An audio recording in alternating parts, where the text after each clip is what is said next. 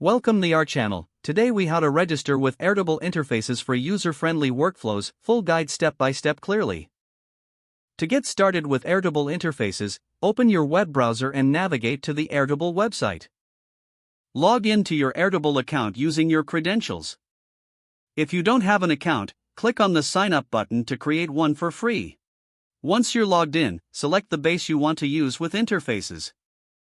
Look for the Interfaces option in the top menu bar on the main dashboard. Click on the Interfaces button to access the Interfaces dashboard. In the Interfaces dashboard, you'll see various templates and design options available. Choose a template that fits your workflow needs or select Create from Scratch for a custom design. After selecting a template, you will be taken to the Interface Designer view. Familiarize yourself with the layout, which includes the design area and configuration settings. On the left side, you will find elements you can add to your interface, such as charts, buttons, and forms. Drag and drop elements from the left side into the design area to build your interface. Click on each element to access its configuration settings.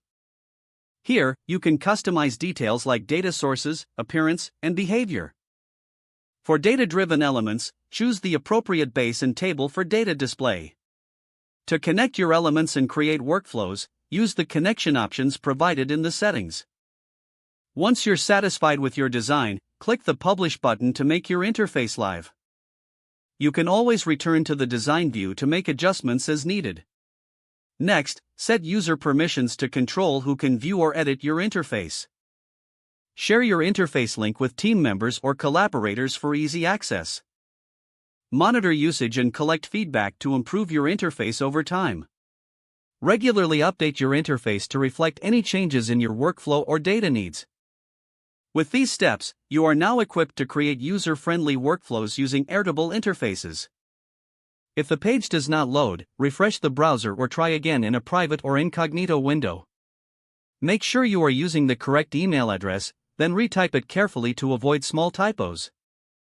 If your password is not accepted, use the reset option and create a new strong password you can remember.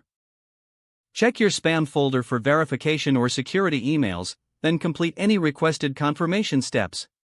Enable two-factor authentication if available to improve account security and reduce unauthorized access risk. Don't forget to like this video and subscribe to our channel for more step-by-step tech guides.